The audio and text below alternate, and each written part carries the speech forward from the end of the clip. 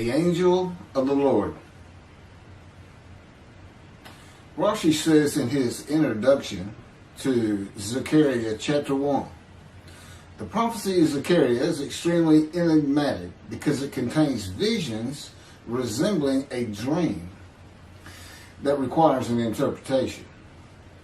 We cannot ascertain the truth of its interpretation until the teacher of righteousness comes. Nonetheless, I will put my heart to reconciling the verses one by one according to the interpretations that resemble it and follow the interpretation of Jonathan. This is God's test for the Jewish people, in particular the Jewish leaders. God's test of who the descendant of David is. The man described in Isaiah 53, the teacher of righteousness. That's who Rashi, known as one of the first rabbis to say that Isaiah 53 described the people, the Jewish people, as the patriarch Israel. Then here he is in Zechariah saying we got to have to know the truth of at least chapter 1 of Zechariah, to know its truth, because we can't do it. And no Jewish man, religious, academic, commentator, or otherwise, has ever had the answer to this. And yet this video is going to give it to you. Why? I'm a teacher of righteousness. This is Zechariah chapter 1, verses 7 through 12. That's the preamble that Rashi leads into before he starts his commentary. And this is in Midrash form. That's where I take parts of a verse and interpret each in individual segments. Verse 7. On the 24th day of the 11th month of the second year of Darius, the month of Shebat, this word of the Lord came to the prophet Zechariah, son of Berechiah, son of Iddo. This word of the Lord. This verse continues with, in the night I had a vision, which is not a word of the Lord. The word of the Lord coming to Zechariah means the messenger of the words of God has come to Zechariah, who is the angel of God's presence, and the word of the Lord. Literally, that's his name. He has alighted upon Zechariah to bring a vision from God. Not a word, a vision. Verse 8. In the night I had a vision. I saw a man mounted on a bay horse standing among the myrtles in the deep, and behind him were bay, sorrel, and white horses. In the night I had a vision. There's a man on a horse standing in the myrtles. He is later referred to as the angel of the Lord, standing in the myrtles.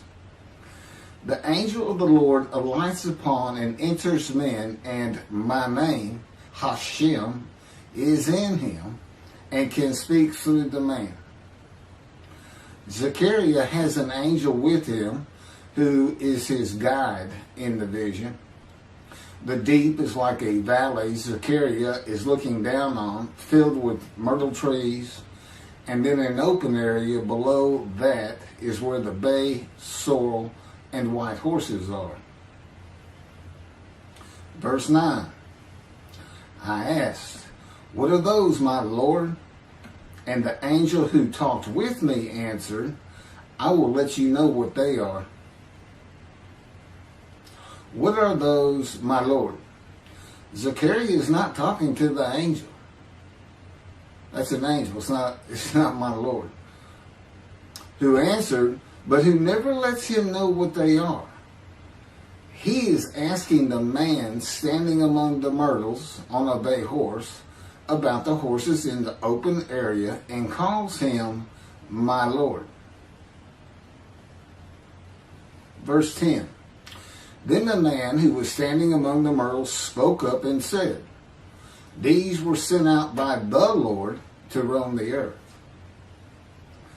Then the man who was standing among the myrtles spoke up and said, again, this is Midrash form. Okay, so the man standing in the myrtles answers the question of Zechariah, not the angel who is with Zechariah. Verse 11.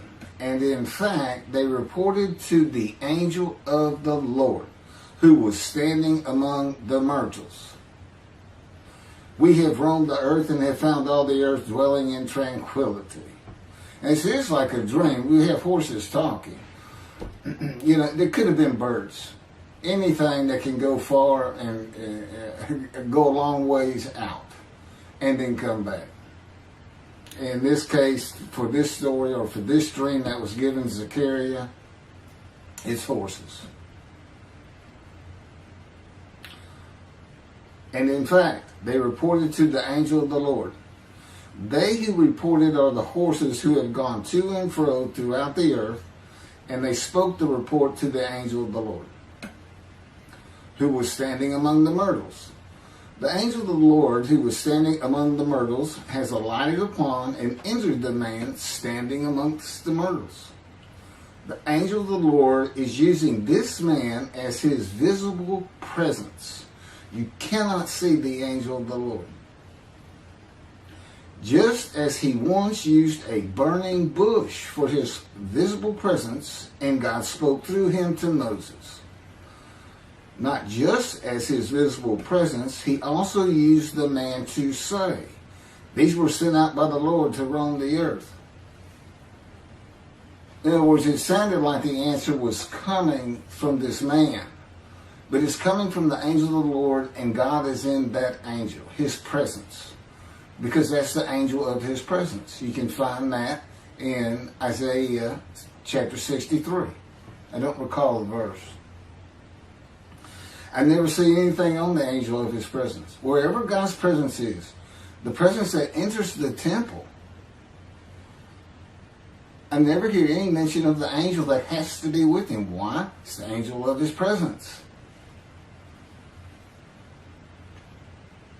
who is the angel of the Lord. Yeah, I believe, and I'm not certain about this, but I've heard it at least one or two times, and that is Christianity believes the angel of the Lord is Jesus Christ.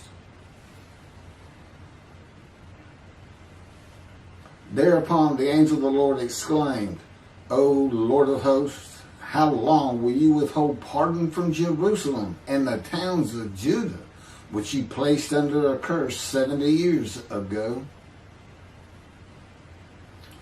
Thereupon the angel of the Lord exclaimed. Okay, so the angel of the Lord exclaimed through the man. Zechariah heard the words come from the man standing in the myrtles. It is the only way Zechariah could have heard the words. The angel of the Lord can only speak to the man he has alighted upon. Ezekiel describes this as, a spirit entered into me and set me upon my feet, and I heard what was being spoken to me. O Lord of hosts, how long will you withhold pardon from Jerusalem and the towns of Judah, which you placed under a curse 70 years ago? The following verses are from the book of Isaiah regarding this curse. Isaiah chapter 43, verse 2. So I profaned the holy princes. I abandoned Jacob to proscription and Israel to mockery. That, of course, is God speaking. The profaning of the holy princesses is God's prophecy of the banishment of King Jeconiah and all his offspring from ever ruling over Judah and Jerusalem again.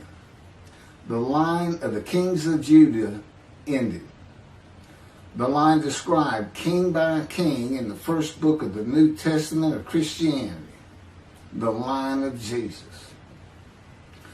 The abandonment and mockery are God's prophecy that the northern kingdom and the southern kingdom of the Israelites would be defeated and deported from the promised land. Isaiah witnessed the deportation of the northern kingdom, but the deportations of the southern kingdom were many years after his death. This is chapter 43, verses 5 through 7. Fear not, for I am with you. I will bring your folk from the east, will gather you out of the west. I will say to the north, give back, and to the south, do not withhold. Bring my sons from afar, and my daughters from the end of the earth, all who are linked to my name, who I have created, formed, and made for my glory. Okay, this is God's prophecy that all the tribes of Israel would return from the Assyrian deportations of the tribes east of the river Jordan, that were Reuben, Gad, and the half tribe of Manasseh, and all the tribes of the northern kingdom deported by Assyria, defeated and deported, and the Babylonian deportations of the southern kingdom. It is a prophecy that is specific to the Assyrian Babylonian exiles. This prophecy was fulfilled according to the books of Ezra and Nehemiah and their account of all 13 tribes returning to the southern kingdom of the lands of Benjamin and Judah. Jerusalem is within the lands of Benjamin, and his lands are considered part of the kingdom of Judah, since that is where the kings of Judah rule from.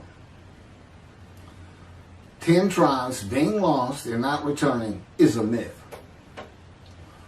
When the 7th month arrived, the Israelites being settled in their towns, the entire people assembled as one man in Jerusalem, as the man Israel, all of them.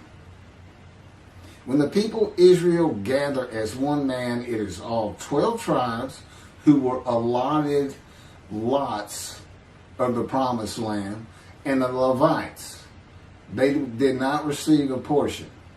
They were allowed to go from lot to lot, tribe to tribe, and everybody was supposed to take care of them. The Levites, that would be Levi, the son Levi, the priestly tribe without an allotment of the promised lands. Judahites and Benjaminites alone are not Israel, though all references to Israelites would include them. All of Israel had returned together to Jerusalem and Judah, mindful of the imported Gentiles in the northern kingdom, imported by the Assyrians, many of whom tried to stop the building of the second temple. This is why everybody returning, all 13 tribes, all went to Judah. The northern kingdom was occupied by Gentiles, I would assume Assyrians and Arabs.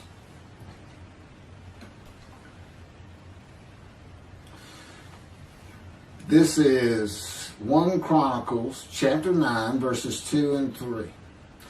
The first to settle in their towns on their property were Israelites, priests, Levites, and temple servants, while some of the Judahites and some of the Benjamites and some of the Ephraimites and Manassesites settled in Jerusalem.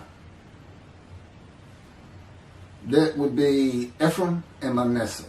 Manasseh was such a large tribe, it had to be broken in. It was broken in two. Half of it set up, their allotment was east of the river Jordan by about where Edom would be. And well, that was the tribe of Gad. Not Edom, Gilead, where the Tishbite, Elijah, the Gentile, was an inhabitant. Ramoth Gilead. Manassites, Ephraimites, and Judahites were the tribes with the largest allotment of the lands of Abraham, and Jerusalem is in the lands of the Benjamites. Those are who just got mentioned. The three largest lot owners. Okay, Benjamin, that's where Jerusalem is. He's important. And of course the priests, the Levites. So Ephraim and Manasseh were not lost tribes, as many believe from writings outside of the Bible. There never were lost tribes according to the Bible. Okay, so all 13 tribes returned and settled in new towns. The accounts of the deportations indicate there was not much left of the old towns. There is no account of how the new towns were settled, though it is unlikely it was based on prior ownership. The exile lasted too long for the deported owners to still be alive, and the tribes of the northern kingdom had to build new towns to live in. It also says the Levites settled in on their lands. So everybody had to pick and choose, and I'm sure the the strong and wealthy got the best places, and again, many just settled in Jerusalem. Okay, this is Isaiah chapter 43, verse 14. Thus said the Lord, your Redeemer, the Holy One of Israel, for your sake I send to Babylon. I will bring down all her bars, and the Chaldeans shall raise their voice in lamentation.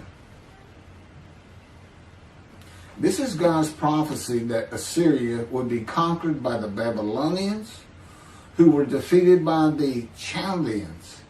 But they actually go back and forth and actually became somewhat intermingled, Chaldeans and Babylonians.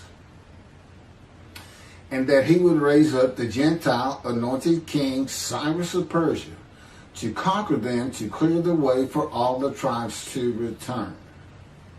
That's how he cleared the way to the desert or made rivers for them. Basically, he got Cyrus to release them.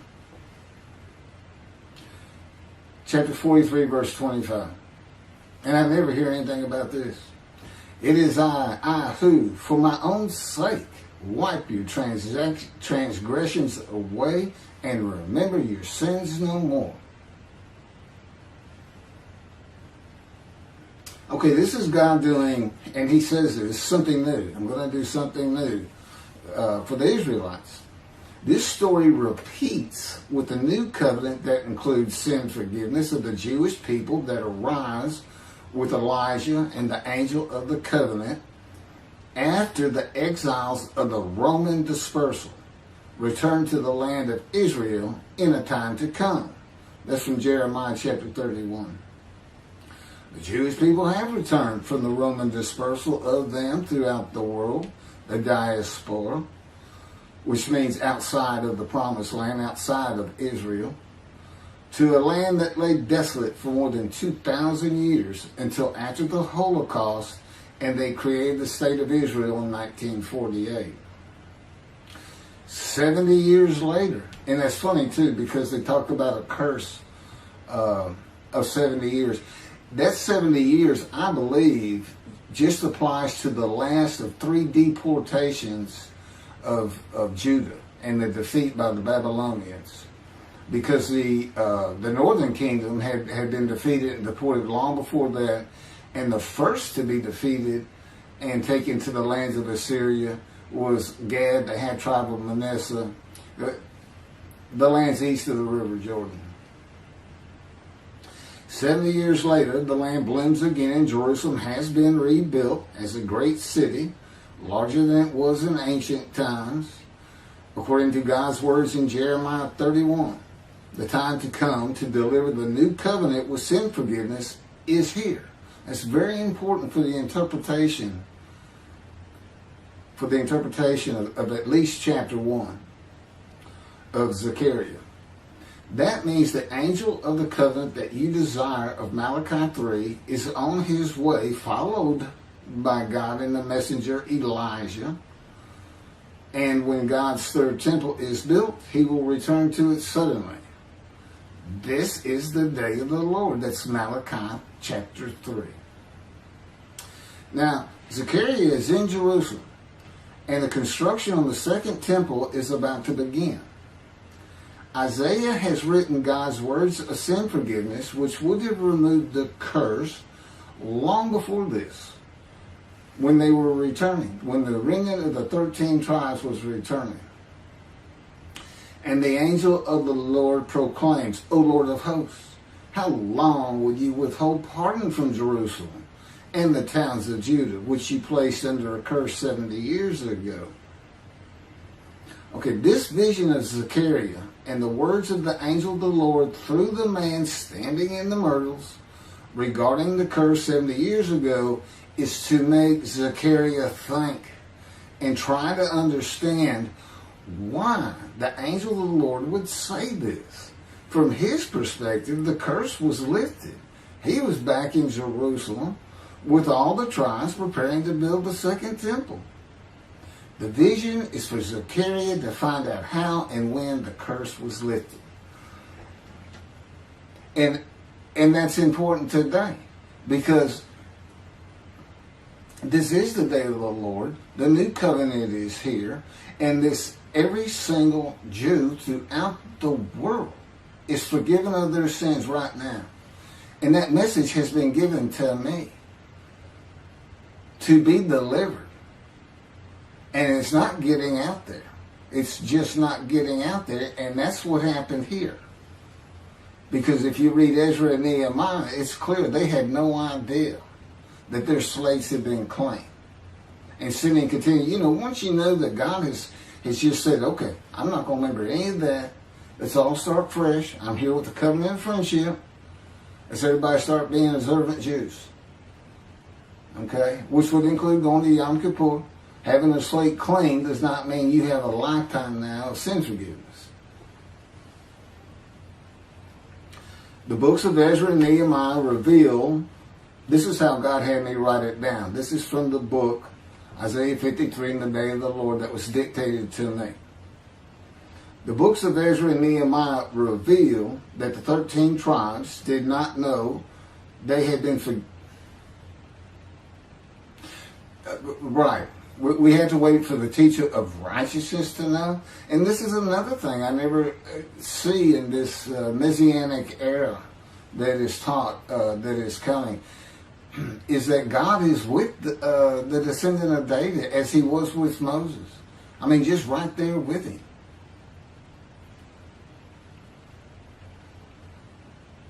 The books of Ezra and Nehemiah reveal that the 13 tribes did not know they had been forgiven of their sins to be a holy seed in the building of the second temple. If people know they have been forgiven and have a clean slate from past transgressions against God and his laws, they are more likely to stop their sinful ways and abide by his laws in the future. The scroll of Isaiah needs to be found and interpreted by Zechariah and the religious leaders so they will know of God's forgiveness of their sins. God will be returning before the temple is built. That would be the third temple, to test the devotion of his righteous servant and make him suitable for his purpose, which might prosper. That includes the building of the third temple. This would begin when his spirit alights upon the anointed one, Moshiach. His presence with his righteous servant will be necessary for the temple to be rebuilt. Islam will not freely hand over their third most holy site to Israel and abandon the Dome of the Rock Mosque, a mosque that sits on the Temple Mount purchased by King David for God, the most holy site of the Jewish people. With God is the angel of his presence who is already on the way. You want me to skip that? Okay, this has been covered in other videos more than once.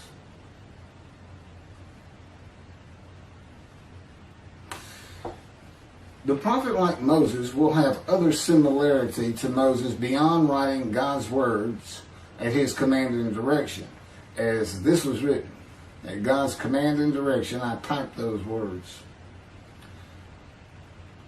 To the greatest degree possible for any human being, Moshe's identity and existence became one with the Creator. Now that's who you're looking for when you say the prophet like Moses.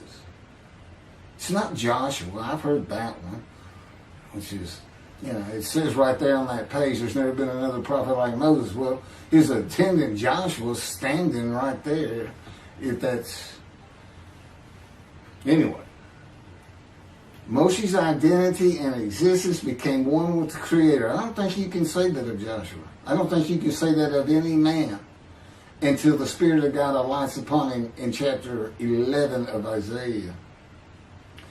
He surrendered himself to God to the extent that our sages say the Shekinah, divine presence, which is the angel of his presence, who is the Holy Spirit. He's an angel, and his body is not human form with wings. His body is the Spirit of God. Wherever God is, his Spirit is. Wherever his presence is, the angel of his presence is. They're always together. So when they alight upon a man and say, okay, we have tasks for you, that man immediately becomes a man in divine beings. And that's the Shekinah. That's the Spirit of God and the presence of God entering into the temple, which would include the angel of his presence. The Shekinah spoke through Moshe's throat. As I have mentioned, God can speak through me. You're only going to know it, just like with the man standing in the myrtles, by the words that are spoken. Okay? Because it's my voice. But it's not me. You know, I can tell the difference. You can't, other than those would be how God would state it. And you can, if you watch closely, you can see it happen in all these videos. I mean, for the most part. Where God just, you know, he just throws out a sentence or two.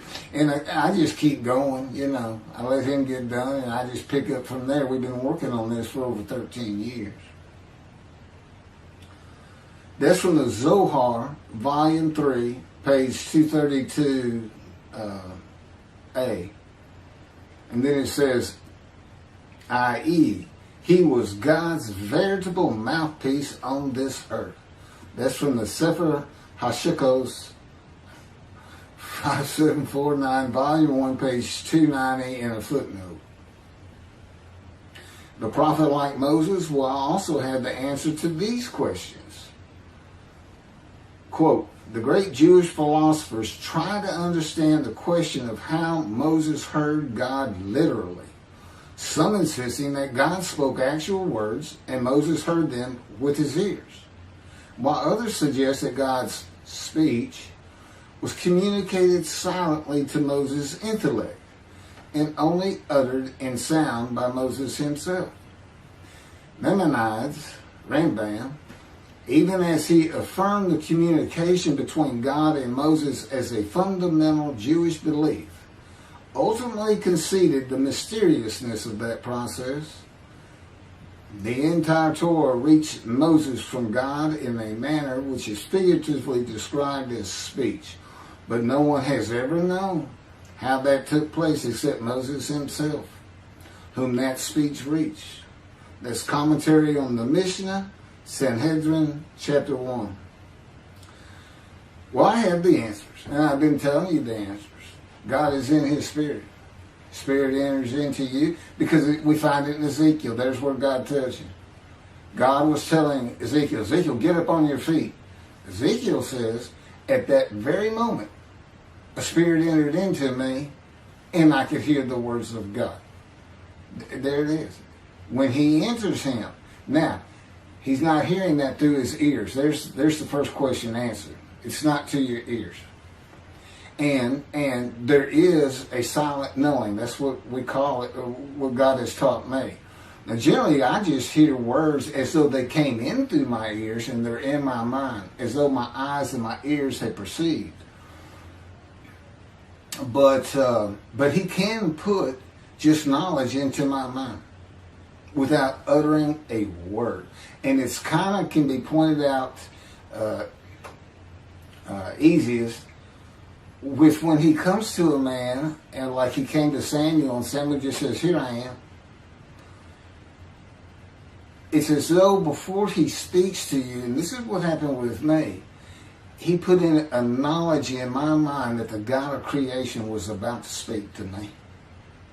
And so when he did speak, it was as though he had always been there speaking to me. Not unlike how Adam would have felt. But